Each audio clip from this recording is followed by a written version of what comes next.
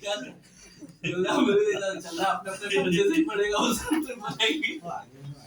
नहीं नहीं ठीक है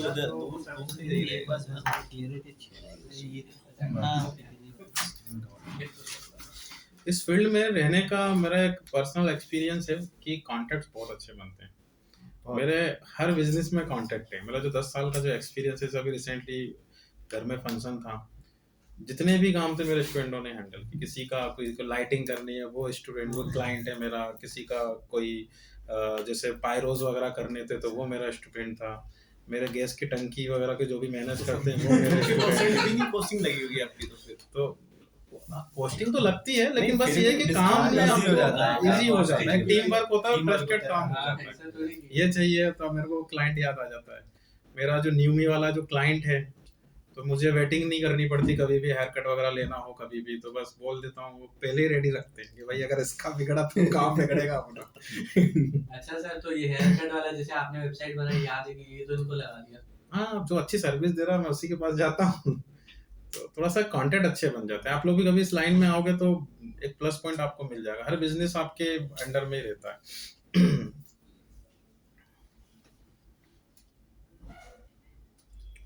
चलिए, क्या कहाँ तक हो गया था? सबमिशन दिया था असाइनमेंट आपने, सोशल बुक मार्केटिंग। उससे पहले सर एक मेरा क्वेश्चन था, जो अपन कीवर्ड लगाते हैं सपोज करो किसी पोस्ट में किसी पेज में, तो वहाँ पर एक टैग का ऑप्शन भी आ रहा है, तो उस टैग में अपन मल्टीपल कीवर्ड्स ले सकते हैं या नहीं? रूट वर्ड लेना होता है टैग में आपको। जैसे आपका है ट्रांसप्लांट सर्विसेज, तो है ट्रांसप्लांट सर्विसेज तो मतलब मल्टीपल्स लगा सकते हैं या नहीं लगाना लगा सकते हो। तो उससे कुछ बैड इफेक्ट पड़ता है? किस में बोल रहे हो आप? वर्डप्रेस में? हाँ, वर्डप्रेस में। उससे ये रहेगा कि टैगिंग के वो नंबर ऑफ पेजेस बढ़ा देता है, तो आपका जो कंटेंट है वो डुप्लीकेसी में आ जाता है। तो आपको टैग जो है उसको कैनोनिकल के थ्रू, सॉरी उसके थ्रू के नाम से आपको भी मैंने शायद वो नहीं पढ़ा है, robots.txt, उसके थ्रू हाइड करना पड़ता है। बाकी ऐसे कोई दिक्कत नहीं है, टैग आप लगा सकते हो, लेकिन ज्यादा नहीं लगाना है। 3 या 4 से ज्यादा टैग यूज नहीं करना है आपको। 3 या 4 रिपीट टैग होते हैं तो डुप्लीकेसी होती है उससे। जैसे लॉन्ग टेल टैग लगा दिया अपन ने, कॉम्बिनेशन टैग लगा दिया उसके अंदर, तो वो चलता है नहीं चलता है? चल जाता है ना, टैग में कोई इशू नहीं है, लगा सकते हो। टैगिंग जो है वो 2 तरीके से यूज होती है वर्डप्रेस में। एक तो कैटेगराइज करने के लिए, और एक आपका उसका रूट वर्ड जो होता है उसको हाईलाइट तो ये इसमें स्टफिंग में नहीं आता है? कीवर्ड स्टफिंग में? कीवर्ड स्टफिंग में नहीं आएगा वो। नहीं आएगा ना। जो आप कंटेंट में मेटा डिस्क्रिप्शन टाइटल वगैरह में यूज करते हो वो कीवर्ड स्टफिंग में आता है। और कोई डाउट किसी का? No practice no doubt. बाकी नहीं, जब प्रैक्टिस करेंगे काम नहीं आता। और एक और चीज था सर, मैं पर्सनली मेरे लिए पूछ रहा था कि सपोज करो अपन कोई चीज बना रहे हैं, तो उसमें अपन मल्टीपल लैंग्वेज यूज कर सकते हैं क्या ब्लॉगिंग में, एक ही वेबसाइट पे? हाँ, कर सकते हो, क्या दिक्कत है? बिल्कुल कर सकते हो, क्योंकि आप का जो आर्टिकल होता है, जैसे आपको एक हिंदी में लिखना है, एक इंग्लिश में लिखना है, तो वो तो कीवर्ड से चलता है ना, क्या फर्क पड़ता है? अलग अलग अपना आर्टिकल, हाँ, अलग अलग पोस्ट डाल सकते बस ऐसा नहीं कर सकते कि एक ही आर्टिकल में हिंदी और इंग्लिश दोनों। और मैक्सिमम कितने वर्ड्स का होना चाहिए? उससे ज्यादा नहीं होना चाहिए। मिनिमम 300 है, मैक्सिमम का कोई लेंथ नहीं। क्योंकि मैक्सिमम में अगर अपन सपोज करो अपन ने उसको 2000 वर्ड का आर्टिकल कर दिया, अब सपोज करो रीडर ने उसको 300 वर्ड तक ही पढ़ा, और उसके बाद वो एक कॉन्सेप्ट है। अगर आप उसको देख रहे हो, टाइम ऑन साइड का जो मैंने आपको कॉन्सेप्ट बताया था, जैसे ये मोस्टली YouTube में ज्यादा फॉलो, उसका बेनिफिट भी होता है और समहाउ उसका नेगेटिव इम्पैक्ट भी होता है। अब आप बोल रहे हो जैसे कि 2000 वर्ड्स लिखा, लेकिन जो रीडर है वो 300 वर्ड्स तक ही पहुंचा, तो ऐसे तो वो 100 वर्ड्स तक भी पहुंचेगा आपके, और वो आगे के जो रिमेनिंग 200 वर्ड बच रहे हैं वो छोड़ देगा। तो अगर आपको अपने कंटेंट पे कॉन्फिडेंस है तो आप बिल्कुल 2000 वर्ड्स का भी लिखोगे तो बिल्कुल एंड पॉइंट तक वो जाएगा। जैसे आपने बताया था ना, FAQ वाला जो है, अगर वही सेक्शन अगर उस पोस्ट के अंदर ऐड कर रहे हैं अपन, तो वो हो सकता है अगर उसको उस पर्टिकुलर पे जाना हो तो वहां से क्लिक करके भी उस पोस्ट पे जा सकते हैं ना। जा सकता है। वो लंबी पोस्ट बनाने से अच्छा कि अपन वो तरीका, वो तो पर्पसली देखना पड़ता है सभी चीजों का। मैं तो बस एक ही बात बोलूंगा कि आपका कंटेंट जो है वो डिसाइड करता है उस चीज को कि कितना कंटेंट लिखना है। अब आपका टॉपिक ही ऐसा है जो रिसर्च बहुत ज्यादा है, उसको ज्यादा ही पढ़ना है, तो फिर तो आपको नंबर ऑफ वर्ड ज्यादा ही लिखने पड़ेंगे। आपका टॉपिक ऐसा है जिसमें वो थोड़ा बहुत ही पढ़ेगा तो काम हो जाएगा उसका, तो फिर आप लिमिटेड कंटेंट, जैसे अब ई कॉमर्स है, अब ई कॉमर्स वाले थोड़ी 300 वर्ड्स बनाते हैं, क्योंकि वो क्या ही बताएंगे आपके, उसका इंग्रेडिएंट बताएंगे वो कि कैसे बनाया, कौन सी लैब में बना। मेरा 300 वर्ड्स पूछना वो नहीं था, मेरा ये था कि अगर सपोज करो उसके उसमें मल्टीपल पोस्ट बन रही है तो मुझे एक पोस्ट ही बनाना चाहिए, मल्टीपल पोस्ट बनाना चाहिए? वो डिपेंड करता है कि आपके कीवर्ड मैच नहीं करने चाहिए दोनों पोस्ट के। जैसे आप सपोज आप एसईओ पढ़ रहे हो, अब एसईओ में मैंने 2 टाइप बताया आपको, ऑन पेज और ऑफ पेज। तो अब आप ऑन पेज और ऑफ पेज के जो टेक्निकल पार्ट है उनके लिए आप कर सकते हो, लेकिन आप ऑन पेज और ऑफ पेज के अगर कीवर्ड ओवरलैप कर रहे हैं तो नहीं बना सकते आप, तो फिर आपको सेपरेट रखना, कीवर्ड ओवरलैप नहीं करना चाहिए। बस उस हिसाब से आप समझ लो कि आप कितने आर्टिकल बना सकते हो। तो कीवर्ड ओवरलैप करेंगे तो फिर कीवर्ड स्टफिंग हो जाएगी। और क्या था माइंड में, सपोज करो मैंने एक पोस्ट में मेटा में मेन फोकस कीवर्ड छोड़ दिया, उसको फिर फोकस कीवर्ड को रिपीट नहीं किया, तो मैं जो अदर कीवर्ड्स ले रहा हूँ वो दूसरी पोस्ट में भी इंक्लूड कर सकता हूँ ना? नहीं, आप तो बस ये मान के चलो कि जिस कीवर्ड को आपको गूगल पे लाना है वो कीवर्ड किसी दूसरे पेज पे नहीं होना चाहिए, नहीं तो फिर वो दोनों पोस्ट से लाएगा, दोनों पोस्ट में डुप्लीकेसी दिखाएगा। कीवर्ड का मतलब ये नहीं कि हर एक कीवर्ड की वो होती है। जैसे अगर कोई वेबसाइट है आपकी तो कीवर्ड जो आप बोल रहे हो अभी, जैसे कीवर्ड स्टफिंग, तो कीवर्ड स्टफिंग या कोई भी गाइडलाइंस आप समझो, जैसे अब यहाँ पे एक्सपीरियंस लिखा हुआ है, ये भी तो अपने आप में कीवर्ड ही है, लेकिन मुझे उससे कोई मतलब ही नहीं है। मेरा कीवर्ड तो hair transplant clinic in Indore है, तो उसके साथ कोई प्रॉब्लम नहीं होनी चाहिए। फोकस कीवर्ड, बाकी कीवर्ड को जाने दो, उसको अपने को कोई ध्यान नहीं, इसका कुछ हो भी जाए नेगेटिव तो हमें क्या फर्क पड़ रहा है, क्योंकि हमें उससे कोई बिजनेस तो मिल नहीं रहा। तो कीवर्ड वो जिस पे आप वर्क कर रहे हो उसके साथ कोई स्टफिंग नहीं होनी चाहिए। अब जैसे इसका भी नाम हर पेज पे मिल जाएगा आपको, लेकिन अपने को मतलब ही नहीं है उससे, हो रहा है तो होने दो, आपको बस जो फोकस कीवर्ड है, आपके टारगेटेड कीवर्ड है, उनके साथ दिक्कत नहीं होगी, वो किसी और पेज पे नहीं होना। हाँ, वो नहीं होना चाहिए। सर ये सोशल बुक मार्केटिंग और डायरेक्ट में डिफरेंस क्या है? डिफरेंस अगर आप बैकलिंक के पॉइंट ऑफ व्यू से बोलोगे तो टेक्निकल प्रोसेस में कोई डिफरेंस नहीं है। दोनों ही केस में आप एक वेबसाइट की तरह ट्रीट कर रहे हैं। अगर मैं यहाँ पे इसको कर रहा हूँ तो ये भी एक डोमेन ही है, और अगर हम रेडिट यूज कर रहे हैं तो ये भी एक डोमेन ही है। तो आपका जो फाइनल रिजल्ट है वो सेम ही होगा कि आप इसमें भी कंटेंट सबमिट ही करोगे और इसमें भी सबमिट ही करोगे। इसको भी वो वेबमास्टर से इसके वेबमास्टर क्रॉल करेगा, इसको वो उसके वेबमास्टर के यूजर्स के बेसिस पे डिफरेंस आ जाता है कि ये कैटेगराइज करवा रहा है और ये कंटेंट शेयरिंग पे काम कर रहा है। बाकी टेक्निकली कोई डिफरेंस नहीं होता है, काम जो रिजल्ट है वो आपका एक ही है, बैकलिंक बनाना। किसी को रैंकिंग पर्पस से करते हैं सर इसमें तो मेरे को बहुत दिक्कत आई थी, मतलब सिटी सिलेक्ट करो, उस पे वो अपने को दिखेगा ऐड, उसके बाद नेक्स्ट करने का ऑप्शन देगा, फिर सिलेक्ट करो, मतलब वो कम से कम 7 पेज पे लेके गया वो सबमिशन के टाइम पे। वो अभी आ जाएगा प्रैक्टिस में आप लोगों की, तो फिर जल्दी जल्दी आप कंपनीज में तो जैसे आप जो लोग इस डोमेन पे काम करते हैं वो पगला जाते हैं, एक एक दिन में 300-300 सबमिशन करते हैं। सर .in वाले भी इस पे करते हैं क्या प्रमोशन अपना? .in मतलब जैसे इंडिया वाले, जैसे इंडिया में जो वेबसाइट है वो तो यूएसए, मैंने बोला था आपको कि यूएसए मतलब ये यूएसए की वेबसाइट नहीं है, मतलब ये सिर्फ नाम है उसका। यूएसए ग्लोबल है, ये सभी टॉपिक ग्लोबल ही रहेंगे, मैटर नहीं करता है कि आपका .in .com क्या है, कर सकते हो आप। और कुछ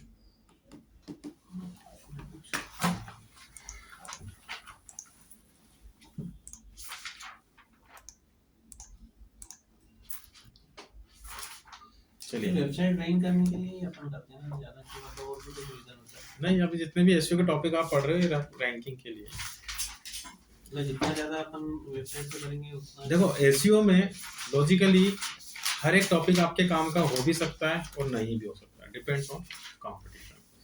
आपने बिना एंकर टेक के, बिना स्टफिंग या जो भी है आप जो पढ़ रहे हैं एक्सवाईजी कि अगर आपका रैंक कर गया, बात खत्म, आगे के टॉपिक नहीं लगाने अपने को। तो आप तब तक करते रहो कुछ ना कुछ जब तक कि वो फर्स्ट पेज पे ना जाए। सर ऑडिट रिपोर्ट बताओगे आज? कुछ क्वेश्चंस रह गए थे, पहले वो कर लो।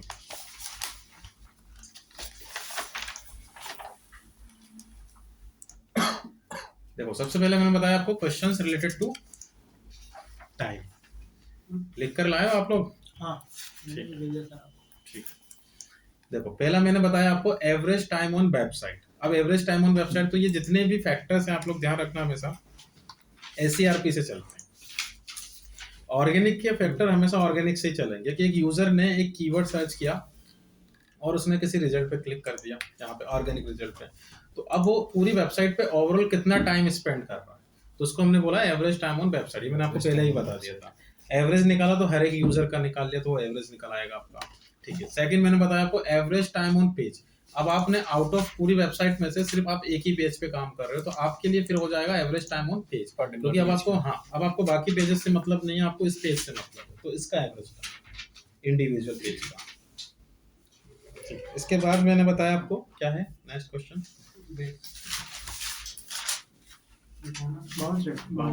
कौन बताएगा? सर वही रहता है बाउंस रेट, जो पेज पे कौन कितना ज्यादा स्क्रॉल कर रहा है और कितनी देर पेज पे रुका हुआ है होल्ड कर रहा है, मतलब गया और वापस चले गए, आया और वापस चले गए, बाउंस रेट। उसका पूरा नीचे स्क्रॉल करिए।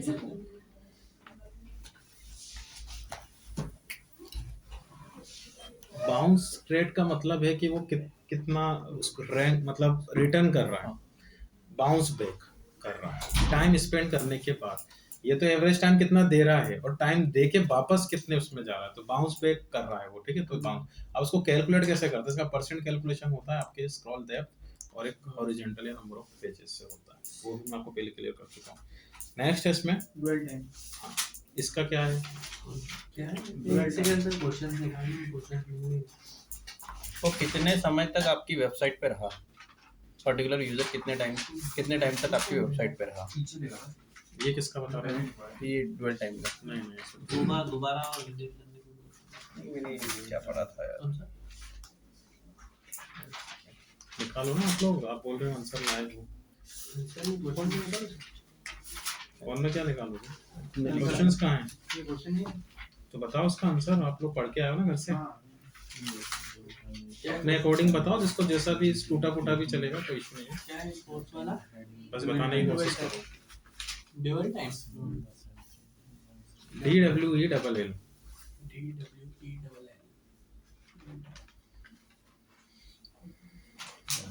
कौन बताएगा इसका आंसर? सर तो क्या लिख कर लाए? मेरे अकॉर्डिंग तो आंसर में क्या लिख कर लाए? कॉपी पेस्ट करके लिया है? सर मेरे अकॉर्डिंग तो सपोज करो मैंने एक कीवर्ड गूगल पे टाइप किया, गूगल टाइप करने के बाद जो रिजल्ट आया मैंने यूआरएल पे क्लिक किया, क्लिक करने के बाद में वो कितने टाइम तक उस पर्टिकुलर पेज पे रहा। नहीं, फिर बाउंस रेट कैसे रहेगा? फिर एवरेज टाइम क्या रहेगा? तो एक ही हो जाएंगे दोनों। कर लिया गूगल, क्या समझ में आया? कल नहीं सर, वो नोट्स में लिखा था ना वो। अच्छा देख लीजिए, देखो फिर से भाई जो भी चल रहे हैं आपके SERP से चल रहा है विद रिस्पेक्ट टू SERP। तो अब ड्वेल टाइम क्या होगा एग्जैक्टली कि एक यूजर आया, उसने इस रिजल्ट पे क्लिक किया, उस पेज पे विजिट किया, फिर इस पेज पे विजिट करने के बाद बाउंस बैक किया, फिर उसने दूसरे रिजल्ट पे क्लिक किया। तो जब वो फर्स्ट रिजल्ट पे क्लिक करके गया तो जब दूसरे रिजल्ट पे क्लिक किया, इन दोनों के बीच का जो टाइम डिफरेंस होगा उसको बोलते हैं ड्वेल टाइम। तो time difference between 2 and more snippets of SERP। तो सर मैंने भी तो ये बोला कितने टाइम तक इन वो दोनों के टाइम डिफरेंस, अगर आप इसका टाइम स्पेंड बोलते हो तो ये तो फिर एवरेज टाइम ऑन पेज हो जाएगा ना। मैं स्निपेट के 2 रिजल्ट की बात कर रहा हूँ, आपने बोला पेज पे जो विजिट टाइम स्पेंड, इसका टाइम की बात नहीं कर रहे हैं हम, इन दोनों के टाइम डिफरेंस की बात कर रहे हैं। इस ऑडिट से पता क्या चलता होगा? हो सकता है ना कि इस पे विजिट करने के बाद 1-2 मिनट उसने ऐसे ही खराब कर दिए हो आपने, फिर दूसरे रिजल्ट पे क्लिक किया हो, तो वो तो फिर SERP का टाइम भी काउंट करेगा। किसी साइट पे क्लिक करने के बाद मतलब ये प्रॉपर स्टफिंग से रिलेटेड ही है। हाँ, गैप, जैसे किसी साइट पे क्लिक किया, फिर उसमें गैप दी कुछ मिनट की, फिर दूसरी साइट पे क्लिक किया, तो उसके बीच का एक रिजल्ट पे क्लिक करने के बाद दूसरे रिजल्ट पे क्लिक करने के इन दोनों के बीच का जो टाइम गैप रहेगा वो ड्वेल टाइम। Dwell time.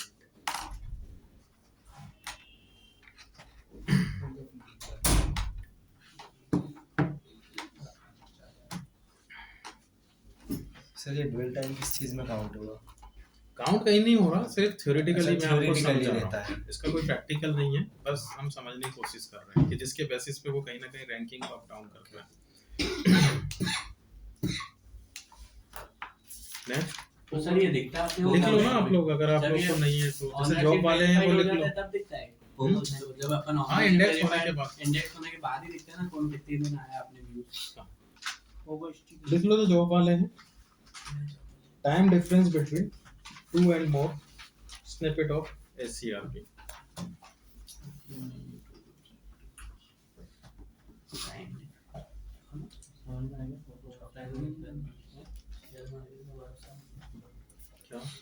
क्या जिनको जॉब नहीं करनी है कोई इशू नहीं है, पर जिनको जॉब करनी है वो खुद से ही सोचा से अपने लिख लेना है, तो आगे यही क्वेश्चन पूछ लिया तो आप फंस जाओगे।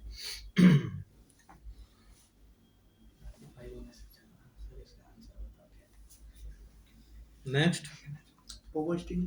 हाँ इसका क्या मिला?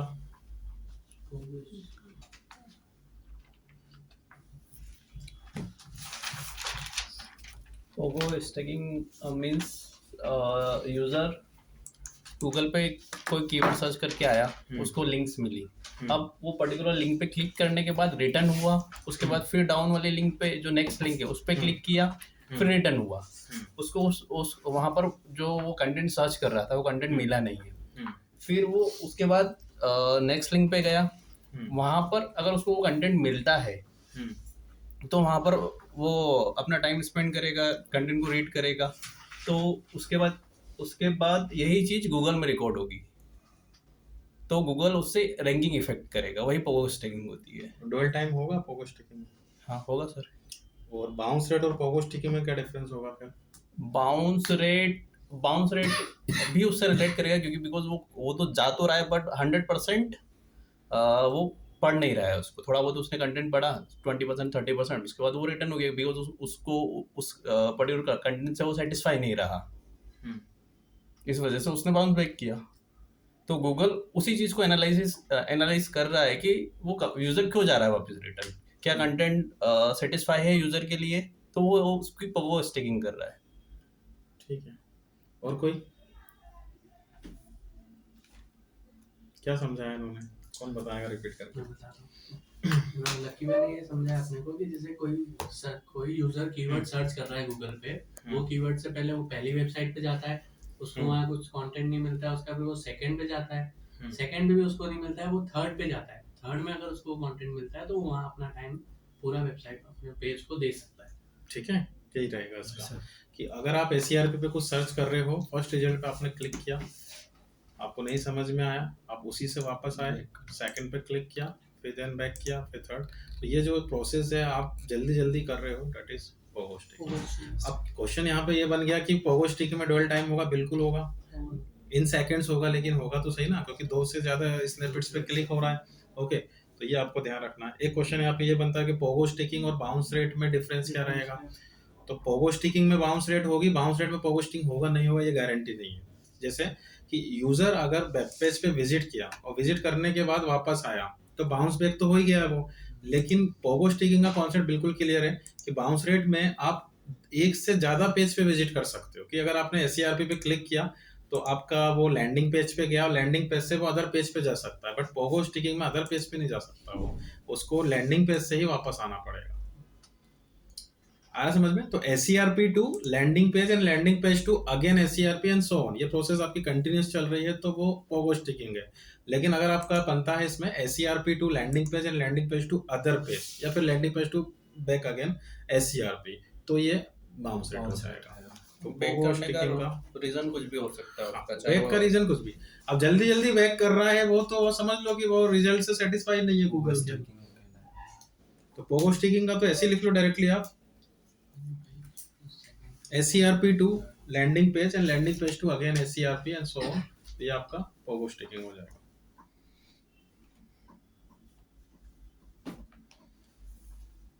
आप क्यों नहीं लिख रहे हो?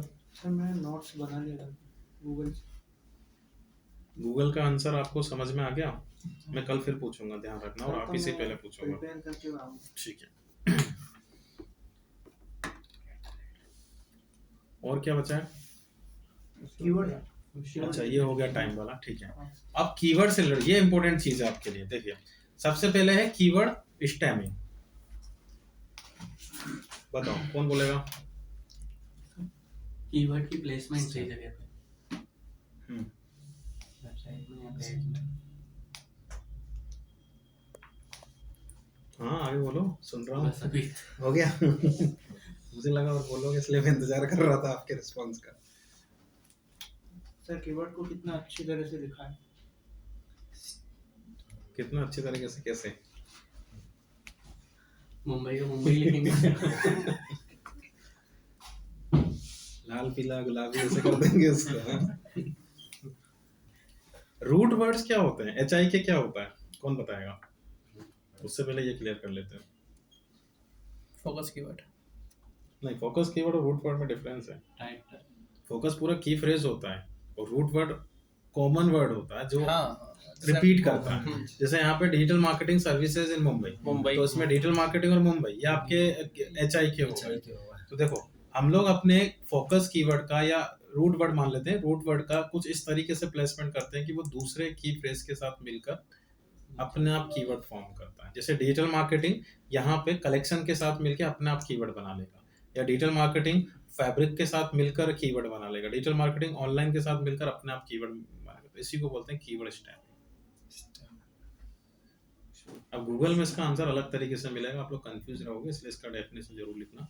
To find out the root words and their placement is equal to keyword stamp.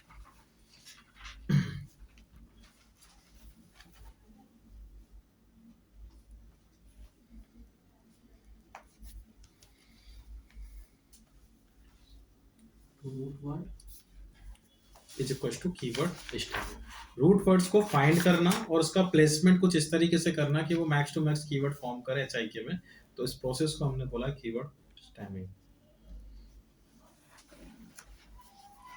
ठीक है, अभी पूरा सीक्वेंस में लेके चलते हैं।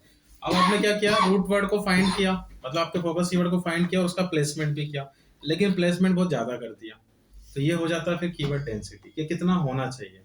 तो किसी एक कीवर्ड के रिस्पेक्ट में या फोकस कीवर्ड के रिस्पेक्ट में हम बात करें तो कोई भी टारगेट कीवर्ड आपका टोटल नंबर ऑफ वर्ड्स का 3% से ज्यादा नहीं होना चाहिए। तो किसी भी कीवर्ड की डेंसिटी क्या बताती है, उसका percent with respect to total number of words.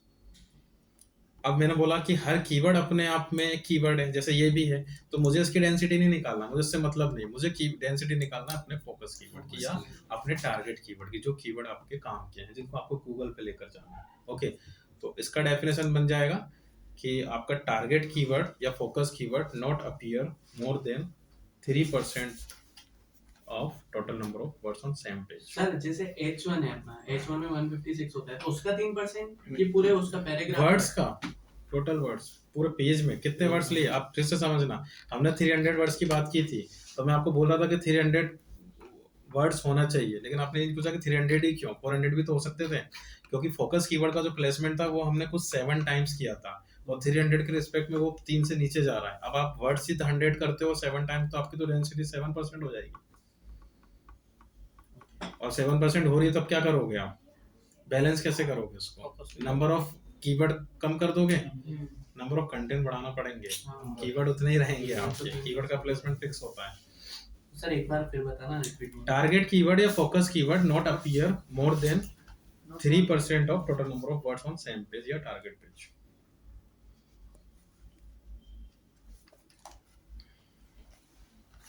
Keyword frequency रह गया उसका। फ्रीक्वेंसी बाद में आया, अब इसके बाद फ्रीक्वेंसी आएगा। ठीक है, तो कोई भी टारगेट कीवर्ड आपका या focus keyword total number of words के 3% से ज्यादा नहीं होना है।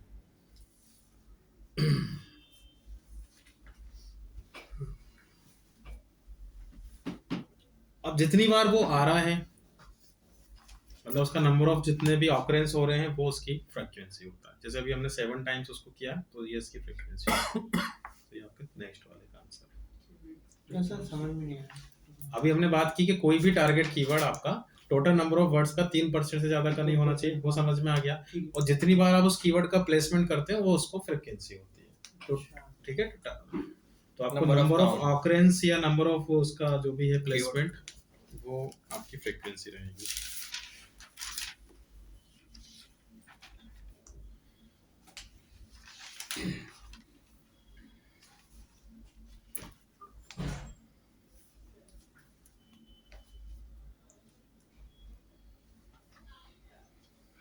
नेक्स्ट है इसमें स्टफिंग। ये तो मैं आपको स्टार्टिंग से बता रहा हूँ कि कोई भी फोकस कीवर्ड आपका जो एक पेज पे है, वो एक से ज्यादा पेज पे नहीं होना है, और अगर ऐसा होता है तो आपका क्या हो जाएगा, स्टफिंग हो जाएगा, कीवर्ड स्टफिंग। तो आप इसको इस तरीके से बोल सकते हो कि टारगेट कीवर्ड या focus keyword not appear more than 1 page.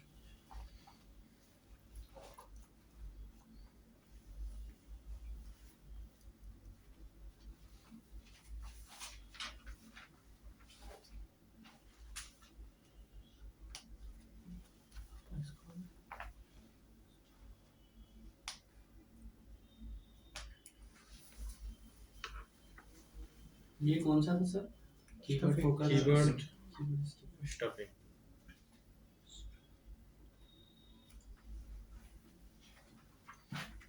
Next proximity. मेरा एक थोड़ा सा डाउट था, हम्म। जो फोकस कीवर्ड है वो दूसरे पेज के फोकस कीवर्ड में नहीं लेना है, ये तो क्लियर है, बट कहीं और ले सकते हैं उसको, या वो भी नहीं ले सकते? उस डोमेन में कहीं नहीं होना चाहिए। उस डोमेन में पर्टिकुलर कहीं नहीं होना चाहिए फोकस यूआरएल, एक यूआरएल को एक पेज मानते हैं। पेज को यूआरएल से काउंट किया जाता है कि अगर आपकी वेबसाइट में एक डोमेन, जैसे अब यहाँ एक डोमेन है, डोमेन क्या है, avistaclinics.com। अब इसके जितने यूआरएल जनरेट होंगे इसके बाद, जैसे मैं अगर इस पे हेयर लॉस पे क्लिक कराऊं तो ये एक यूआरएल जनरेट हुआ, तो जितनी नंबर ऑफ यूआरएल जनरेट हो रही है उतने नंबर ऑफ पेज काउंट किए जाते हैं। तो अगर इस पेज पे आ गया तो अब किसी और यूआरएल पे नहीं होना चाहिए, बस ऐसे। अलग पेज का टाइटल और फोकस कीवर्ड। अब जैसे hair transplant clinic in Indore, तो क्लिनिक इन इंदौर आ रहा है उससे अपने को मतलब नहीं, hair transplant clinic in Indore नहीं होना चाहिए। पूरा सेंटेंस नहीं होना पूरा जो आपको दिए गए 8 कीवर्ड है वो नहीं होने चाहिए। बीच में आप जैसे हेयर ट्रांसप्लांट तो हजारों बार आ रहा होगा, आप उसको कैसे रोक सकते हेयर हैं? ट्रीटमेंट लिखते हैं। मेरा कहने का मतलब, सपोज करो कि हमारा एक और पेज है जिसमें हेयर ट्रांसप्लांट इन कोलकाता, उसके अंदर कंटेंट में हमने बता रखा है कि हमारा एक और क्लिनिक है वो जो कि इंदौर में है, तो वो जो कंटेंट में हमने दिया हुआ है वो चलेगा? कंटिन्यूटी हटानी पड़ेगी आपको, हटानी पड़ेगी ना, वही चीज आप एज इट इज यूज नहीं कर सकते उसको। जैसे सर डिजिटल बताना भी है तो मार्केटिंग, तोड़ के बताओ या फिर अलग तरीके से बताओ। Digital marketing service in Mumbai, hmm. तो अब दूसरे पेज पे बनाना है तो सेम ऐसा नहीं बना सकते। तो अलग क्यों से बनाओगे? एक साथ डिजिटल मार्केटिंग एजेंसी इन मुंबई ऐसा बना सकते हैं। वो अलग कीवर्ड हो जाएगा ना अलग फिर। कीवर्ड हो मेरे जाएगा। पास 5 सिटी है तो मैंने आपको अपना क्लाइंट भी दिखाया इसका, क्या वो यही कर रहा है बस? MBBS हाँ, ये बस कंट्री तो चेंज हो रही है इसमें, तो कंट्री चेंज होते से उसका पूरा की फ्रेज चेंज हो गया। अब इसमें अगर आप देखो तो एमबीबीएस इन तो सभी में हो रहा है, लेकिन रसिया मिलकर एक उसको यूनिक आइडेंटिटी वो दे रहा है, एक इंटेंट।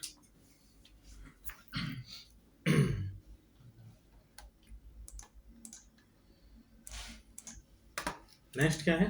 प्रॉक्सिमिटी। हाँ, ये क्या होता है?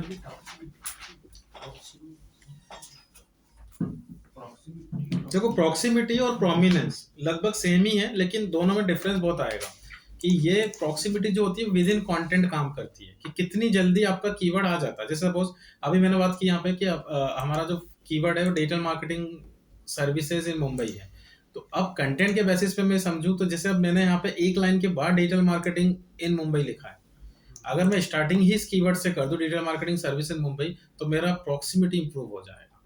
तो ये भी ध्यान रखें आप।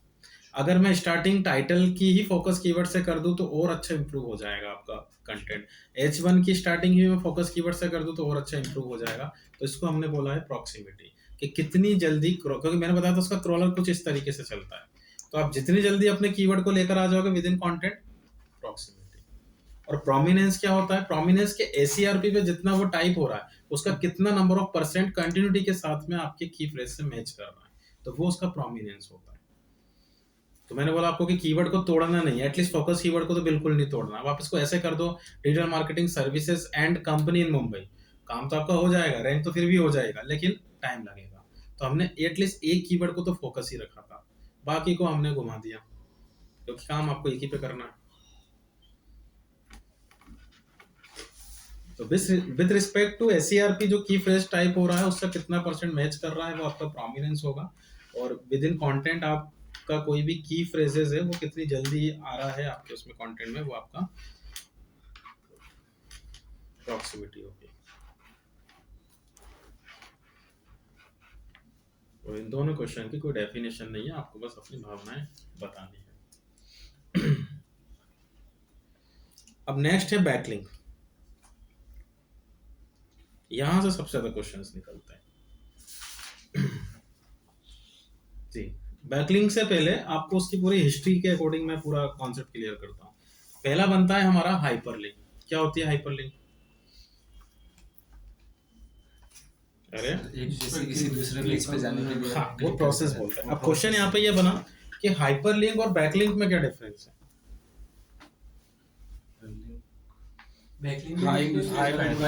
हाइपरलिंक अपने पर्टिकुलर कंटेंट में होती है या अपने पेज website पे होती है, है, हाइपरलिंक page पे किसी होती है। पेज की होती है। और बैकलिंक हम उसको क्रॉलिंग कराने के लिए किसी अदर Other वेबसाइट पे website अपनी लिंक link लगाते हैं। Do follow no follow. देखो HTML लैंग्वेज में एक पेज से दूसरे पेज को कनेक्ट करने के लिए जो टैग यूज करते हैं वो एंकर टैग होता है। तो HTML की लैंग्वेज में उसको हम हाइपरलिंक बोलते हैं। और अभी आप जो कर रहे हो टेक्निकली ये भी हाइपरलिंक ही है, लेकिन हमने उसको एसईओ की लैंग्वेज में बैकलिंक बोला है। बस इतना सा डिफरेंस है। प्रोसेस वही है, टेक्निकली वही वैसी वर्क कर रहा है, लेकिन अगर आप HTML में होंगे और मुझसे पूछेंगे तो मैं उसको बोलूंगा कि आपने हाइपरलिंक बनाया। लेकिन अगर आप मुझसे आप एसईओ की लैंग्वेज में बात करोगे तो बोलूंगा कि आपने ये बैकलिंक बनाया। वो दोनों के लिए अपोजिट है। हाँ। सपोज करो मेरे लिए वो हाइपरलिंक है और उसके लिए वो बैकलिंक है। तो ये ध्यान रखना, डेफिनेशन दोनों की सेम है, लेकिन वो डिपेंड करता है कि हमें किस फील्ड से इंटरव्यू हो रहा है। ओके, तो अब इसमें जो क्वेश्चन बनता है आपका कि बैकलिंक और लिंक्स में क्या डिफरेंस है। Next question. बैकलिंक और लिंक्स में, बैकलिंक सर वेबसाइट पे काम आती है और लिंक पेज पे। लिंक एसईओ में यूज होती है। तो वेबसाइट और पेज में क्या डिफरेंस हुआ? ऐसा बोल सर, सकते हैं, link- एक एसईओ में यूज होती है और एक वो उसमें HTML में यूज होती है। नहीं, आप ऐसा नहीं बोल सकते, वो एक ही बात बोल सकते थे आप। सर मेरे अकॉर्डिंग लिंक पर्टिकुलर पेज की एक ही होती है। बैक लिंक उस पर्टिकुलर पेज की मल्टीपल टाइम्स हो सकती है अलग अलग प्लेटफॉर्म पे। डोमेन रहेगा, नंबर ऑफ डोमेन। हाँ, तो उसका मतलब बताओ फिर जो लिखा है नंबर ऑफ डोमेन। तो जल्दबाजी हाइपरलिंक जैसे अपनी वेबसाइट से एक पेज से दूसरे पेज जाने के लिए वो, बाकी बैकलिंक जैसे दूसरे वेबसाइट पे अपन रैंक कराने के हिसाब से। क्वेश्चन दूसरा था। देखो समझना, सी अगर हम किसी वेबसाइट से हेल्प ले रहे हैं, जैसे आपने सपोज बैकलिंक बनाया से रेडिट से, तो पूरा टेक्निकल प्रोसेस, हाँ टेक्निकल प्रोसेस आपको समझना है कि अगर हम किसी भी वेबसाइट पे हाइपरलिंक जनरेट करते हैं, तो मैंने आपको बताया था कि रूट डोमेन क्या होता है, मेन डोमेन reddit.com। लेकिन जब आप यहाँ क्लिक करना स्टार्ट कर दोगे तो यहाँ पे अलग अलग आपको पेजेस दिखेंगे इसमें, मतलब एक ही डोमेन के। तो जब भी आप नए पेज पे जाओगे तो इतना पार्ट तो कॉमन ही आएगा। तो किसी भी वेबसाइट पे अगर आप हाइपरलिंक जनरेट करते हो तो सर्च इंजन आपको बैकलिंक एक ही देता है, मतलब आपको वो डायरेक्शन जो देगा कि आपका जो हाइपर हुआ है वो किससे हुआ है, reddit.com से हुआ है, तो उसको मैंने बैकलिंक बोला है।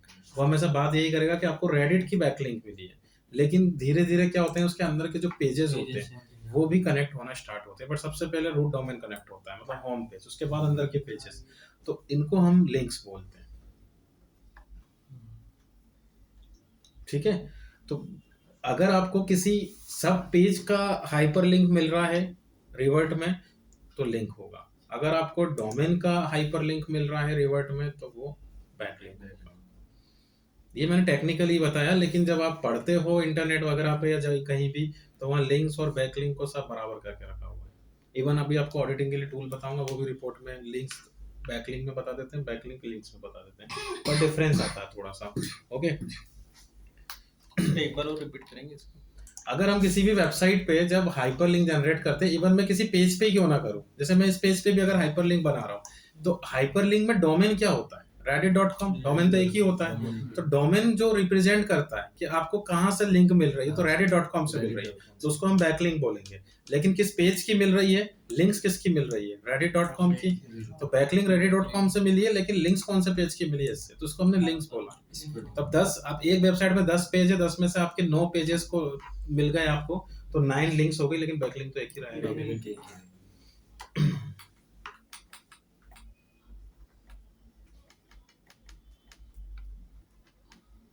ठीक है ना। और उसके लिए कौन सा टैग यूज करते हैं, अगर ये पूछ लिया तो आप बता ही दोगे, एंकर टैग यूज करते हैं। ओके, अब अगर हम एक जैसे डेफिनेशन की फॉर्म में से बात करें कि बैकलिंक क्या होता है या लिंक्स क्या होता है, तो आंसर आप चाहें तो एक जैसा पुट कर सकते हो कि अगर हम अपने किसी वन ऑफ डोमेन को किसी दूसरे पेज या दूसरे डोमेन से हाइपरलिंक जनरेट करते हैं तो उसको बैकलिंक बोलते हैं। अब इसमें ये नहीं बोलना है आपको कि एंकर टैग का यूज करते हैं तो बैकलिंक मिलती है, वो HTML की लैंग्वेज है। अब आपको अपनी इसकी लैंग्वेज में बात करनी है कि अगर हम अपने किसी भी डोमेन को किसी पेज या किसी होम पेज या किसी भी पेज के साथ, किसी भी URL के साथ, अदर पेज के साथ या अदर डोमेन के साथ हाइपरलिंक जनरेट करते हैं तो उसको बैकलिंक बोलते हैं। और हाइपरलिंक का मतलब होता है एक पेज से दूसरे पेज को कनेक्ट करना।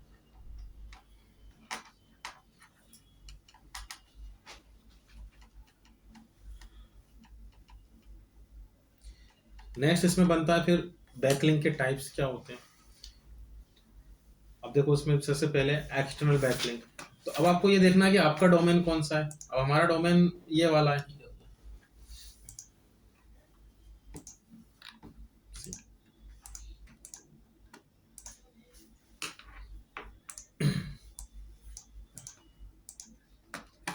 ठीक है, अगर हम अपने डोमेन को किसी दूसरी वेबसाइट पे सबमिट करते हैं, हाइपरलिंक जनरेट करते हैं, उसी लैंग्वेज से बात करेंगे, तो ये होगा एक्सटर्नल बैकलिंक। आपका है डोमेन ए और इसका है डोमेन बी। तो अगर आप ए को बी पे हाइपरलिंक जनरेट करोगे तो इसको हम बोलेंगे external backlink. To create hyperlink from our domain to other domain, hyper external backlink.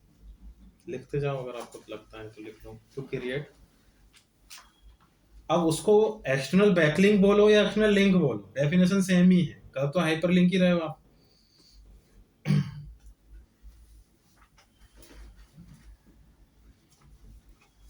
To create hyperlink from our domain to other domain.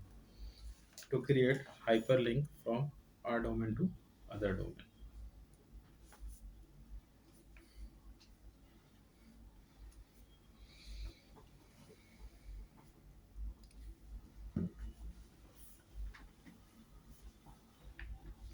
और अगर मैं इसी प्रोसेस को उल्टा कर दूं कि अब मैं उसके डोमेन को, जैसे रेडिट को यहाँ पे लाके हाइपरलिंक बना देता हूँ अपने, तो ये हो जाएगा अब आउटबाउंड, और अब ये रिवर्स हो जाएगा आउटबाउंड। लेकिन अगर हम उसके डोमेन के स्पेक्ट में बात करें तो उसके लिए अपन एक्सटर्नल हो गए, बट अपन उसकी बात नहीं करेंगे, अपन अपने डोमेन की बात करेंगे। ओके, तो अगर आप किसी अदर डोमेन को अपने डोमेन के साथ हाइपरलिंक करते हो तो ये आउटबाउंड होता है, और अपने को उसके यहाँ ले जाते हो तो ये एक्सटर्नल होता है। To create hyperlink from other domain to our domain is equals to outbound link.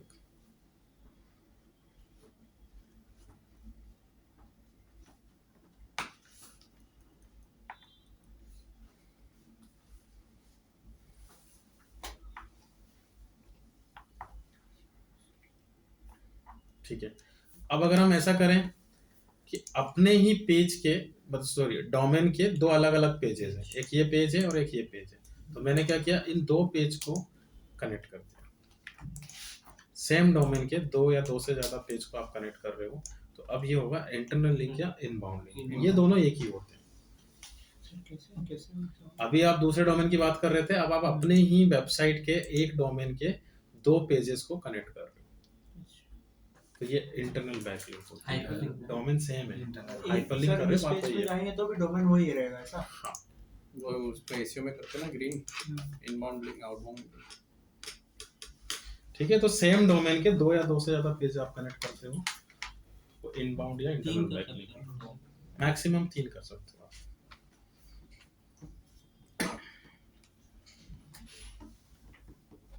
Sir जो पैराग्राफ में अपन वेबसाइट में जाते हैं किसी की, और इसमें जो पैराग्राफ में लिंक रहती है वही है ना इनबाउंड आउटबाउंड। हाँ सर ये सोच रहा था कैसे इसमें ऐड हो जाती है। नो फॉलो रहेगा ना ये लिंक। अगर सपोज करो अपन हाइपरलिंक बना रहे हैं तो ये नो फॉलो कौन सा internal backlink? External backlink suppose करो अपन लगा रहे हैं अपने इसमें हाँ। आउटबाउंड लिंक, तो उसको अपने को नो फॉलो नहीं, करना कोई पड़ेगा। एक लिंक आप डू फॉलो पे रख सकते हो, डू फॉलो रहेगा। अगर थर्ड पार्टी की आप ला रहे हो तो डू फॉलो रहेगा, लेकिन वो लिंक जो है वो अभी मैं उस पर आने वाला हूँ, मैं बताता हूँ आपको। इंटरनल क्लियर हो गया। अब इसके बाद के जो स्टेप बताई मैंने आपको, स्पाइडर, ये थोड़ा सा समझो आप, ये अच्छा टाइप है इसका। कि देखो मैंने अभी आपको बताया कि मेरे 2 पोस्ट बने हैं या 2 पेजेस बने हैं, तो मैंने अपने दूसरे वाले पेज को अपने इस वाले पेज के साथ कनेक्ट कर दिया। तो बेनिफिट क्या हो रहा है पहले तो वो समझ लो कि अपन कर क्यों रहे हैं ऐसा।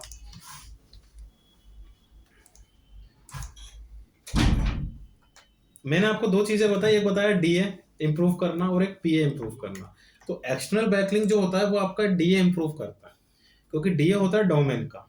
लेकिन जो इंटरनल बैकलिंक होता है वो कभी भी आपका डीए इंप्रूव नहीं करता है, वो आपका पीए इंप्रूव करता है, क्योंकि डोमेन तो एक ही है ना दोनों पेज का, तो डीए तो क्या ही करेंगे, दोनों का एक ही डीए है। ओके, तो अब देखो उसमें क्या होता है कि मैंने 3 महीने पहले आपने कोई पेज बनाया और ये वाला पेज मैं आज बना रहा हूँ, तो मैं क्या करूंगा, अपने 3 महीने पुराना वाला जो पेज है, इस पेज को जब पब्लिश करूंगा तो उसके साथ में ये नया वाला पेज हाइपरलिंक कर दूंगा। तो जब गूगल पुराने वाले पेज को क्रॉल करेगा तो इसको भी तो क्रॉल करेगा, लेकिन किसकी क्रॉलिंग स्पीड से? पुराने वाले की crawling से। तो आपके नए वालों को हेल्प मिल रही है उससे। और इसमें भी हम यही कॉन्सेप्ट फॉलो कर रहे थे, टेक्निकल प्रोसेस सेम ही चल रहा है। ओके, तो अब आपने क्या किया, एक और कनेक्ट कर दिया, तो अब क्रॉलिंग स्पीड कितनी हो गई? 2 टाइम्स हो गई। एक ये पेज, एक ये और एक ये। अब आपने क्या किया, एक और कनेक्ट कर दिया, तो क्रॉलिंग स्पीड कितनी हो गई? 3 टाइम्स हो गई। तो जब आपका वो उस पेज को, ये वाले पेज की यूआरएल को जब वो क्रॉल करेगा, तो साथ में वो इन 3 पेज को भी क्रॉल करेगा। तो मैं ऐसा भी तो कर सकता हूँ कि जो एक पेज इसके साथ कनेक्ट किया है उसके साथ भी 3 पेज करके आ जाओ। कर सकते हैं ना। और वो जो 3 है उसके साथ, उनके साथ भी 3 कर दो। तो आप क्या करो, पूरी हायरार्की बना दो उसके अंदर कि हर पेज के साथ 3 पेज कनेक्ट किए, तो आपकी जो क्रॉलिंग की स्पीड है वो up to the power n हो जाती है। फिर जब वो किसी एक पेज को क्रॉल करता है, पूरी की पूरी वेबसाइट को रिक्रॉल करता है। और ये आप तभी कर सकते हो जब आपके पास नंबर ऑफ पेजेस या नंबर ऑफ पोस्ट होंगे।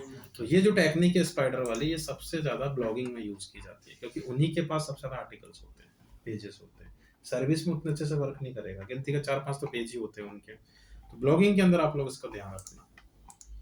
और एक क्वेश्चन यहाँ पे ये भी बन जाता है कि कौन सा बैकलिंक ज्यादा स्ट्रांग होता है, इंटरनल और एक्सटर्नल? तो ध्यान रखना, इंटरनल बैकलिंक हमेशा अच्छा होता है as compare to external backlink. Reason, क्योंकि इंटरनल बैकलिंक में आप लोग कंटेंट यूनिक बनाते हो और ऑर्गेनिक वैल्यू होती है। यहाँ पे ऑर्गेनिक वैल्यू का इतना नहीं रहता, इनके पास रेगुलर ट्रैफिक आता है।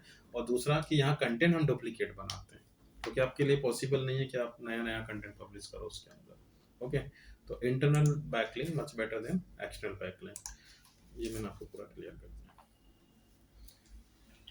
स्पाइडर में क्या लिखे? स्पाइडर में लिख लो link within link, link within links. एक लिंक बहुत सारी लिंक्स में आ रही है, क्योंकि हम पेजेस की बात कर रहे हैं, तो आपको लिंक वर्ड यूज करना है।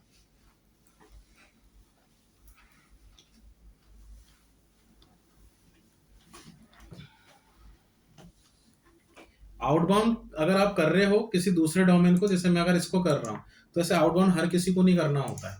आउटबाउंड आपको करना होता है ऐसी वेबसाइट का जो इन्फॉर्मेटिव होती है, ये ध्यान रखना। और एक इन्फॉर्मेटिव वेबसाइट को आप डू फॉलो पे सेट कर सकते हो इसके अंदर।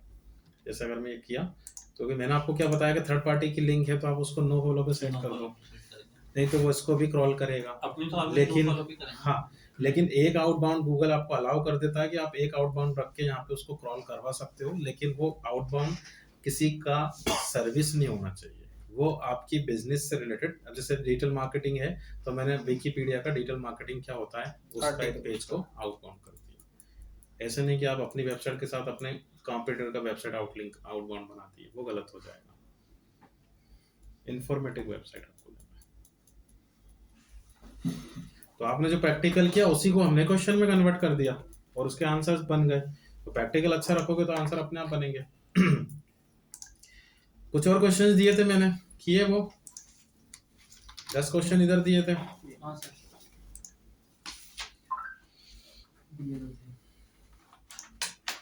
दिए तो थे, किए नहीं। हाँ,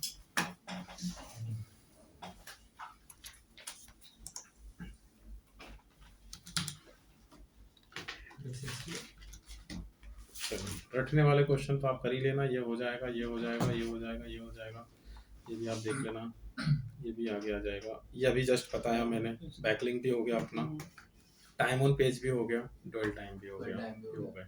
अब आपका नेक्स्ट असाइनमेंट है 11 to 30। 20 ले लो। अरे मंडे को आओगे ना आप लोग तो। 11 to 30। अरे क्वेश्चन ही तो पढ़ना ही तो है सर बस। इसको डॉक्यूमेंट्स पे सेंड करना है ना आपको। गूगल की लैंग्वेज समझ नहीं आएगी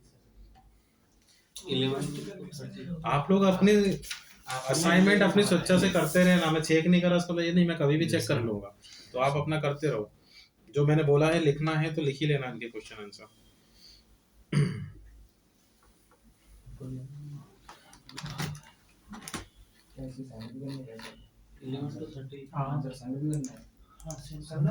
मंडे को पूछेंगे व्हाट इफ सर एक फोटो किसका किसका? इंग्लिश। अरे तो मैंने मेल कर दिया था ना लास्ट टाइम। हाँ, अपना मेल चेक करना एक बार। ये तो बहुत है, कब तक फोटो क्लिक करोगे? ये 150 अभी तो और दूंगा उसके बाद। सर आंसर जैसे आंसर सर्च करने के लिए कोई आंसर तो मैं हूँ ना, नहीं, फिर भी अपन जैसे गूगल से सर्च कर रहे तो कुछ गूगल specific करो अभी तो website आप नहीं। गूगल करो, जो भी क्वेश्चन है सबसे पहले हमने जो पढ़ा है उससे रिलेट करने की कोशिश किया करो। जैसे मैंने आज कीवर्ड स्टेमिंग आपको बताया, तो ऐसा कोई भी क्वेश्चन नहीं था जो आपने नहीं पढ़ा, अब आपने उसको थ्योरी कन्वर्ट कर लिया। देखो इस फील्ड में थ्योरी जैसी कोई चीज है ही नहीं, सर वो प्रैक्टिकल ही थ्योरी है। अब जो मैं आपको ये क्वेश्चंस दे रहा हूँ, इनमें से एक भी क्वेश्चन नहीं पूछा जाएगा आपसे, ये श्योर है, और पूछा भी इसी में से जाएगा, वो घुमा के पूछेगा। जैसे मैंने आपको ड्वेल टाइम भी बता दिया, मैंने आपको पोगो स्टिकिंग बता दिया, तो अब वो आपसे ऐसे नहीं पूछेगा व्हाट इज ड्वेल टाइम, वो आपसे पूछेगा कि वेबसाइट में ड्वेल टाइम का क्या नेगेटिव इम्पैक्ट होता है। अब आप बोलो यार ऐसा तो हमने बताया ही नहीं था, हारा समझ में, तो वो आपका प्रैक्टिकल क्लियर होना चाहिए। क्योंकि वो डुअल टाइम होगा, अगर कंटिन्यूएशन में हो रहा है तो वो पोगो स्टिकिंग होगी और ranking बाउंस कम कम हो जाएगा ड्यूअल टाइम की वजह से। इन्होंने बाउंस कम होगा तो यूजर को आपका कंटेंट पसंद नहीं आ रहा है, तो उसका नेगेटिव इम्पैक्ट ये है कि भाई आपका कंटेंट अच्छा नहीं है, आप बनाओ फिर से लिखो, आपका रिजल्ट, या आपने कीवर्ड गलत टारगेट कर दिए, और उसको हम बोलते हैं क्लॉकिंग, उसकी एंट्री आगे होगी कि आप मिसगाइड करते हो कस्टमर को, कीवर्ड कुछ दिखाते हो और कंटेंट कुछ दिखाते हो। होता है सर। बहुत स्ट्रिक्ट है सर, गूगल बहुत स्ट्रिक्ट है। चलो स्टेप बाय स्टेप मैंने लिखवा दिया था आपको। सर ये कहाँ तक आता लास्ट पॉलिसी में भी बताओ। रहती है क्या? पॉलिसी भी रहती होगी ना गूगल की फिर। एसईओ का बता ये पॉलिसी तो है, आप जो पढ़ रहे हो सब पॉलिसी में चल रहा है। प्रोडक्ट और सर्विस रिसर्च। ये ध्यान रखना बस, आपको जो मैंने स्टेप्स लिखवाई हैं कि स्टेप बाय स्टेप कैसे अपने को काम करना है, और बिल्कुल सीक्वेंस में, और ये स्टेप फॉलो करते हुए आप चलोगे तो फिनिशिंग के साथ में, तो आपका कभी भी वेबसाइट में प्रॉब्लम नहीं आएगी, इजीली आप लोग एसईओ कर लोगे। अब इसमें जो नई चीज है आप लोगों के लिए वो है ऑडिट रिपोर्ट। मैंने समझा दी थी स्टेप, है ना, ये पहले steps कीवर्ड हैं। निकालना है, फिर कंटेंट बनाना, फिर वेबमास्टर पे। ऑफ पेज हमेशा ऑप्शनल होता है, वो लगेगा नहीं लगेगा वो डिपेंड करता है कंपटीशन पे। अगर आपका वेबमास्टर तक आपने किया है वो मैंडेट है, वो तो करना ही करना है आपको। उसके बाद अगर आपका कीवर्ड फर्स्ट पेज पे आ गया है तो अच्छी बात है, नहीं आया तो फिर वो बैकलिंक जैसा काम आपको करना है। ओके, तो उसमें नया क्या है, ऑडिट रिपोर्ट। ऑडिट मतलब क्या हुआ, जो आपने किया है उसको ऑडिट करना। एक बार ऑडिट रीचेक करना रिव्यू लेना उसका। वेबसाइट को वेबमास्टर पे सबमिट करने से पहले अपने को ऑडिटिंग करना है, ऑन पेज का या आपके एसईओ का। ऑडिट मतलब वो आपकी वेबसाइट के बग्स को फाइंड करना, या क्रॉस चेक करना कि जो किया है हमने एवरीथिंग इज परफेक्ट और नॉट, वो आप क्रॉस चेक करोगे, और उसका अगर नहीं होता है तो उन चीज़ों को रेक्टिफाई करोगे, उसके बाद फिर उसको प्रॉपर वे में वेबमास्टर पे सबमिट करोगे। और ऑडिटिंग करने के लिए हमें टूल्स की हेल्प लेनी पड़ती है, तो आप लिखिए एसईओ टूल्स।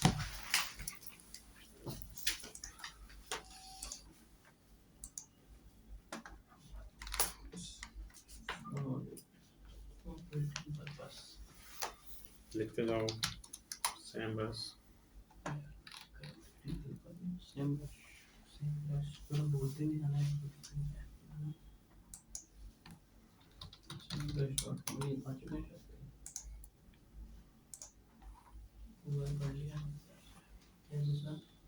अली बाबा सर एक क्वेश्चन था कि वो व्हाट के टूल्स डू यू यूज, तो अपने को क्या अपन अब जो ये यूज करते हैं वो लिखते हैं। इसमें आएगा।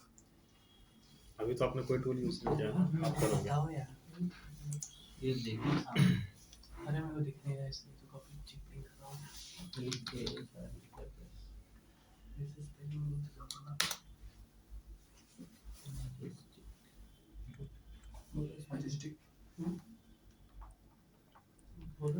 दिखाना है मैजेस्टिक। आपको क्या विजिबिलिटी इशू है? एक्चुअल में सर मेरी भी इतनी बड़ी स्क्रीन है ऑफिस में, तो मैं पूरा दिन बैठा हूँ कहीं आती मेरी पूरी। नहीं ये तो होता है, ये कितने तो मैं आई कैन स्पेक्स लाओ। मुझे घर पे जाने के बाद टीवी नहीं दिखती है, वो उससे डबल स्क्रीन का है। हाँ वही ना, इसलिए मुझे प्रॉब्लम मेरे को लैपटॉप में ही, और एक्चुअली क्या है मूवीज और वेब सीरीज का ऐसा वो हो गया ना कि आपको अकेले ही देखना पसंद है, नहीं तो वो सस्पेंस समझ में नहीं आता, कोई ना कोई डिस्टर्ब कर जाता है बीच में। चलिए ये 3 हो गए, सैमरस, एचरेफ, मैजेस्टिक, एंड थर्ड लिखिए स्पाइको। सर फोर्थ हो गया इस पर। हाँ फोर्थ लिख लो।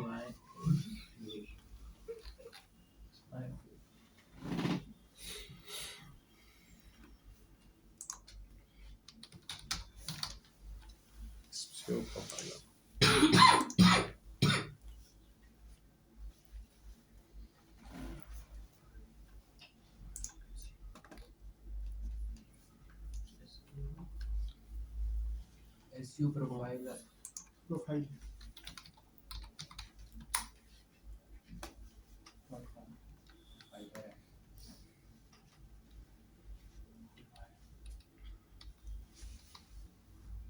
SEO Optima.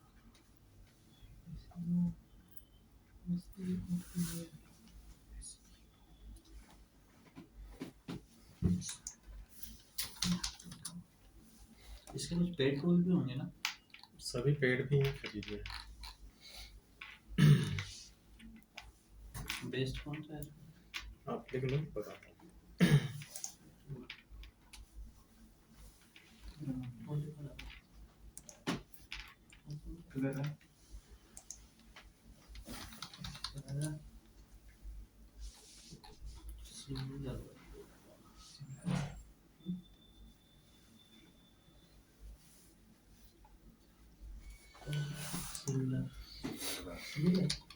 अरे हाँ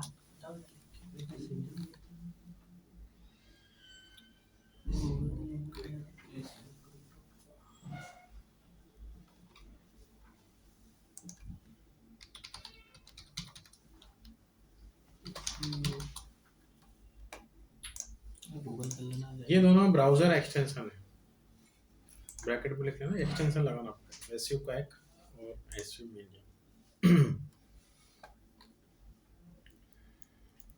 ब्राउजर एक्सटेंशन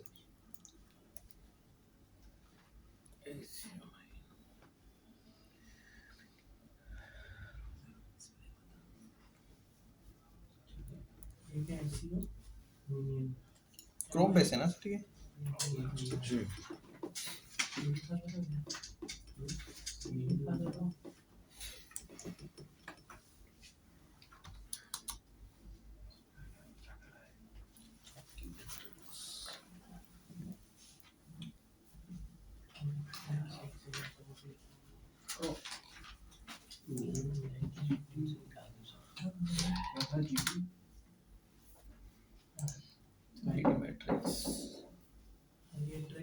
सर ये भी ब्राउजर नहीं टूल है, गूगल पेज स्पीड या Google page speed insights.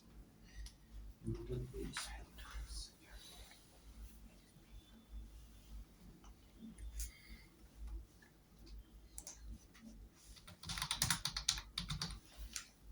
Light house. Light house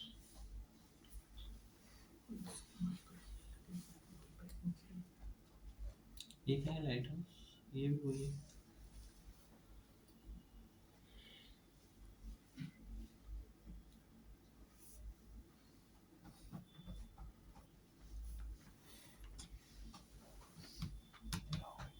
sir ये सब ऑडिट चेक करने के लिए ना?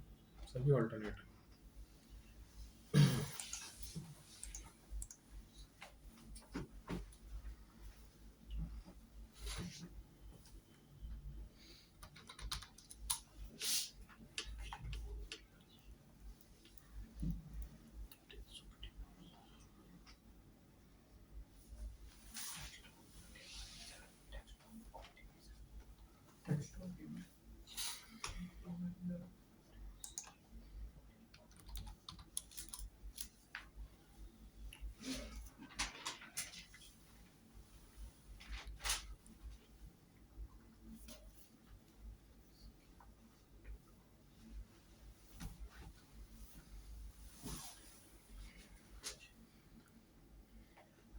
ये थर्ड पार्टी के हैं, देखो टूल्स की कोई एंड है नहीं इस फील्ड में। ये मैंने जो पॉपुलर हैं मोस्ट ऑफ दी जितने मेरे ध्यान में है, मैंने आपको बता दिए, और भी बहुत सारे हैं। मैं अभी ड्यूरिंग ट्रेनिंग भी आपको बताता रहूँगा बीच बीच में।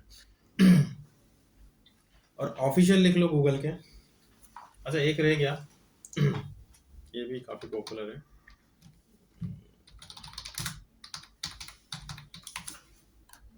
प्लगइन है ये वर्डप्रेस का, बट हम इसका रिपोर्टिंग में यूज़ करते हैं।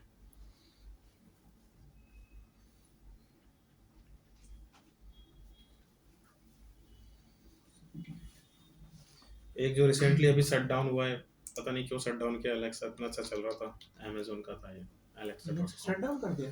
अभी मई में आप थोड़े से लेट हो गए बस।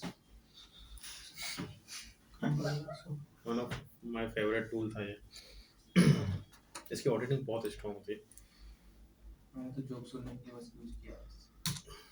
alexa.com 1 मई 2022 को इस डाउन बंद हो गया ना एलेक्सा, लिखना है कैसा तभी तो बोलो ना, अब हो गया, शट डाउन हो गया। क्या पता फिर से रीलॉन्च कर ले वो, क्योंकि उसने लिखा हुआ है तो आप उसमें तो लिख ही लो, नॉलेज में रख लो। तो गूगल के ऑफिशियल गूगल वेबमास्टर रिपोर्टिंग में इसका यूज करेंगे आगे proper.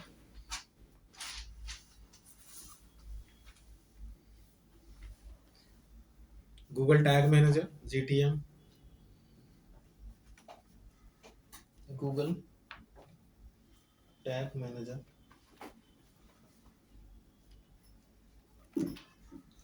And third Google analytics. Google analytics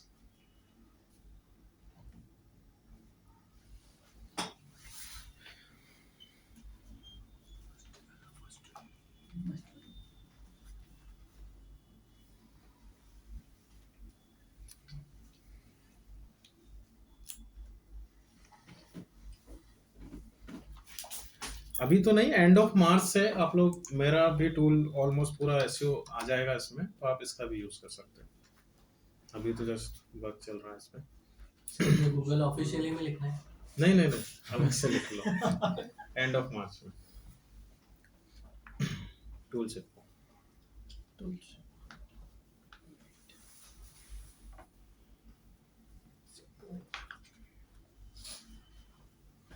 almost 10 CR के बजट पे बन रहा है ये। अभी एक इन्वेस्टर मिला है मुझे यूके का, वर्क कर रहे हैं इसको।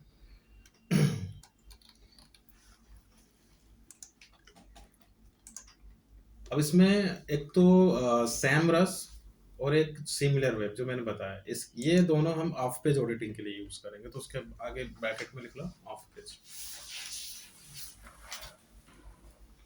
ऑफ पेज इसमें।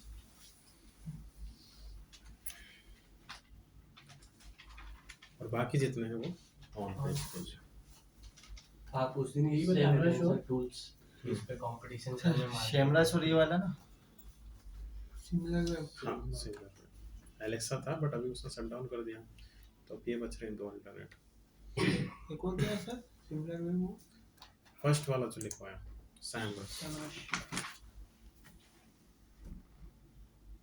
सेमरस वन पेज और ऑफ पेज हो ना क्या? ऑफ पेज का वेटेज ज्यादा है, वैसे तो दोनों सबके सभी काम होते हैं, लेकिन मेनली हम लोग ऑफ पेज के लिए इसका यूज करते हैं। आप लोग को जब मैंने कीवर्ड एसेस पढ़ाया था तो उस टाइम पे भी टूल्स बताए थे कीवर्ड के, और मैंने आपको बोला था कि टूल आपकी कभी हेल्प नहीं करते, क्योंकि टूल सिर्फ रिपोर्टिंग करते हैं। यूज कैसे करना है वो आपका पर्पसली होना चाहिए। तो हमने सबसे इंपॉर्टेंट बात ये सीखी थी कि आप उसको जैसा कीवर्ड देते हो वैसा ही कीवर्ड का आइडिया देते हैं। अब चाहे आप 1000 टूल यूज करो, कीवर्ड का आइडिया तो सेम ही मिलेगा आपको, क्योंकि ये लोग गूगल की API से वर्क करते हैं। सेम प्रोसेस अब यहाँ पे भी यही होने वाला है कि आप टूल पे जितनी कम डिपेंडेंसी रखोगे उतना ही आप प्रोडक्टिविटी के साथ काम करोगे। आपको टूल लगभग सब सेम ही रिपोर्ट देते हैं। सपोज मेरी वेबसाइट में अगर साइट मैप नहीं है तो वो तो सब यही बोलेंगे नहीं है, आ रहा समझ में, वो मैटर नहीं करता है। साइट मैप होता क्या है और नहीं है तो बनाना कैसे है वो मैटर करता है। तो टूल आपका वर्क कभी नहीं करेगा, सिर्फ वर्क की रिपोर्ट देगा। आपको वो पॉइंट समझने हैं जिनकी अपने को रिपोर्ट निकालनी है। अब जैसे कोई भी टूल है वो 1000 पॉइंट का भी आपको रिपोर्ट दे देगा, उसमें से अपना किस काम का। तो मैंने जो आपको वर्क रिपोर्ट बताई थी एक बेसिक से बेसिक, देखिए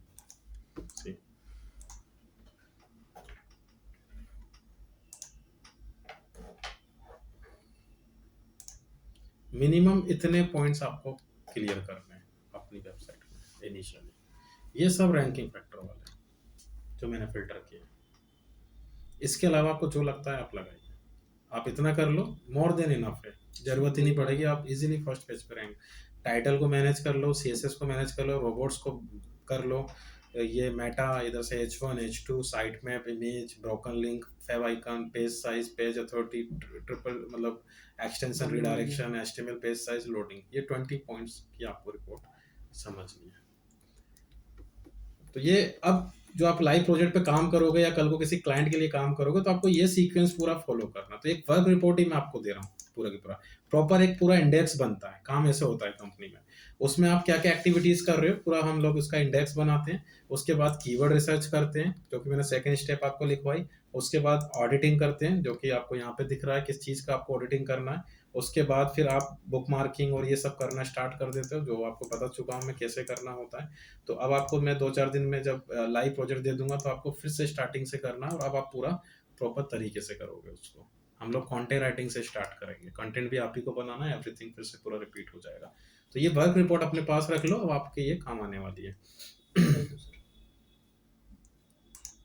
एंड स्पेशली जो जॉब वाले हैं वो ध्यान रखना, तो कंपनीज में रिपोर्ट बहुत वैल्यू करता है। सर ये तो अगर फ्रीलांसर भी कोई कर रहा है तो उसके लिए रिपोर्ट के बिना तो काम ही नहीं है ना। देखो अब जैसे क्या होता है कि रिपोर्ट, अगर मेरा जैसे खुद का बिजनेस है और मैं रिपोर्ट नहीं बनाता हूँ, मैं ऐसे रैंडम ही काम करता हूँ, लेकिन क्या होता है कुछ किया कुछ छोड़ दिया समझ में नहीं आ रहा, तो रिपोर्टिंग से क्या है कि आप हमेशा हैबिट डालो, खुद का भी इवन काम करो तो रिपोर्टिंग की अकॉर्डिंग करो, तो काम प्रॉपर मैनेजमेंट से होता है। सेल्फ प्रेशर क्रिएट रहेगा, सेल्फ प्रेशर भी रहेगा कि भैया इतने टाइम ड्यूरेशन में मेरे को कंप्लीट करना है। क्यों लकी भी हाँ उस दिन वो वेबसाइट अभी भेज सर दूंगा। भेजी नहीं अभी भेज दूंगा। ध्यान से अभी बाहर कौन सी नहीं वेबसाइट? वो आपने से पहले वो भेजा था ना, इसी में तो है वो, इसी में ही है। ये एसईओ का वर्क सैंपल। सर हर कैटेगरी का कुछ ना कुछ तो रिक्वायरमेंट रहती है यूजर्स को। जैसे लाइक आपका डिजिटल मार्केटिंग है हाँ। तो आपने टूल्स का देखा कि यार अभी ट्रेंड में ये चल रहा है तो ये कर सकते हैं। तो सर ऐसा कोई मतलब कोई ऐसा चेक करने वाला नहीं है कि जैसे हमारा स्टॉक मार्केट का काम है तो यूजर किस चीज़ को रिक्वायर करता है, तो हमको पता पड़ेगा यार यूजर्स को आज भी सोशल मार्केटिंग में ये चीज़ की रिक्वायरमेंट है, तो हम उस पर कुछ वीडियो बना सकते हैं या किसी चीज़ से एडसेंस चला सकते हैं। कैटेगरी ट्रेंड पूछ रहा हूँ मैं। कीवर्ड रिसर्च से निकलेगा वो तो। कीवर्ड रिसर्च तो नहीं कैसे क्वेश्चन नॉर्मल क्वेश्चन है। गूगल ट्रेंड भी चलता है बट मैं वो आपको सजेस्ट नहीं करूंगा क्योंकि अप टू डेट नहीं रहता है। तो कौन सा ट्रेंड लेना चाहिए जो अपने को सजेस्ट करे, जो बताए सर, जिसमें हम दिमाग लगा सके रात को बैठ के। ऊपर वाला ही है। क्योंकि 7 बजे बाद जाने के बाद तो सर दिमाग ही नहीं लगता है। देखो अभी मैं आपको ये सब चीजें इसलिए नहीं बता रहा हूँ क्योंकि सब आगे के प्रोजेक्शन है। अभी आपको सबसे पहले तो फील्ड समझनी है। हाँ वो तो ठीक है, सही आ रहा समझ में? आप लोगों के सबके प्रोडक्ट है और नो डाउट आप लोगों को अपने प्रोडक्ट में मुझसे ज्यादा नॉलेज है। दो चीजें होती है हमेशा समझना, एक रूल बता रहा हूँ मैं कि एक होता है प्रोडक्ट का नॉलेज और एक होता है टेक्निकल नॉलेज। जब तक दोनों चीजें नहीं मिलेंगी आप नहीं कर सकते इस फील्ड में काम। अगर आपको टेक्निकली अच्छा आता है लेकिन आपको प्रोडक्ट की कोई नॉलेज नहीं है तो आप टेक्निकल खराब कर दोगे अपना, और आपको प्रोडक्ट की अच्छी नॉलेज है और टेक्निकल नहीं आता तो भी काम नहीं बनता। जैसे मेरे यहाँ बहुत सारे जो स्टार्टअप जिनके बिजनेस होते हैं वो कैंडिडेट हायरिंग के लिए आते हैं, मैं उनको बस यही बोलता हूँ कि आप सबसे पहले खुद सीखो, नहीं तो ये अच्छा दे देंगे आपको और आप कुछ पूछ भी नहीं पाओगे इनसे कि क्या कर रहे हैं। ओके हाँ भैया क्या खुबानी का KHUBANI सही लिखा है ना?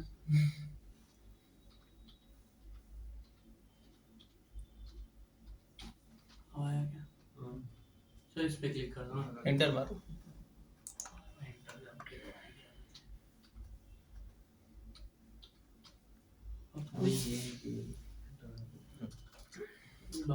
एक दूसरे को फॉरवर्ड कर लेना, ये तो मैं तो डाल ही दूंगा। गलत लिखा रहने दे।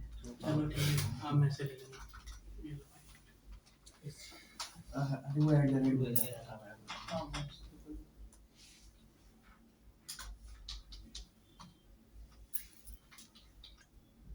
तो मैं आजकल ट्रेंड कोर्स बेच रहा हूँ। एक से टाइप टॉपिक सर्च करते ऑनलाइन सर मेरे पास आया था, बोले कि डिजिटल मार्केटिंग सिखाता हूँ मैं। कितने का वो कर दिया 35,000 रुपये, ऑनलाइन सक्सेस नहीं है 6 महीने का। ये। आप बेटा ये क्या है ये 433? जीमेल आगे लगा दे। अरे सर अभी डाल देंगे सर, हैंड टू हैंड ही, सर इस पे तो इसमें कर दो, हो गया। ग्रुप में डाल देंगे। आप तो बस कर लेना अपने हिसाब से कोऑर्डिनेट। 3 जने को चला गया, कोई एक तो डाल ही देगा। मेरा काटा क्यों?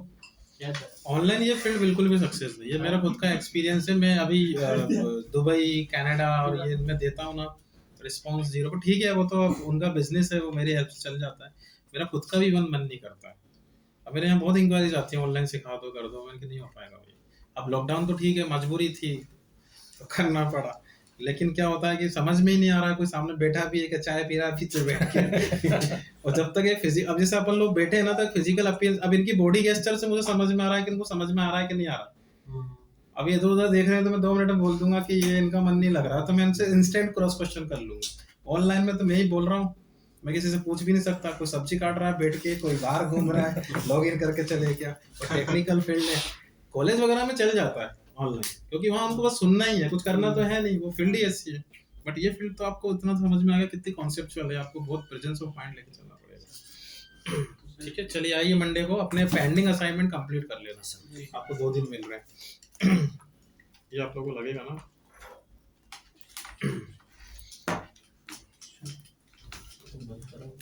हाँ, आप जो बोल रहे थे तो उसके लिए जैसे आपको सबसे पहले रेवेन्यू मॉडल सीखना पड़ेगा कि रेवेन्यू कैसे जनरेट होगा। तब आपने बोला कि मेरा स्टॉक मार्केट है, तो मैं आपको एफिलिएट मार्केटिंग में वो ऑप्शन बताऊंगा जिसके थ्रू आप स्टॉक मार्केट को मीडियम बना के अर्निंग कर सकते हो, बट वो मैंने आपको अभी पढ़ाया ही नहीं है। नहीं मैंने आपको पहले माइंड कर दिया ना सर, हाँ। जब ये टॉपिक आएगा वो आएगा, लेकिन वो सबसे एंड में आएगा, क्योंकि जब तक आप बेचना नहीं सीखोगे तब तक आप रेवेन्यू मॉडल नहीं समझ पाओगे। पहले अपने को बेचने के तरीके समझने, उसके बाद फिर आपका रेवेन्यू मॉडल क्या है और उसके अकॉर्डिंग हम कहाँ से वर्क कर सकते हैं, तो प्रॉपर फिट हो जाएगा। तो अभी तो आप लोग सिर्फ सीखो और प्रैक्टिस करो।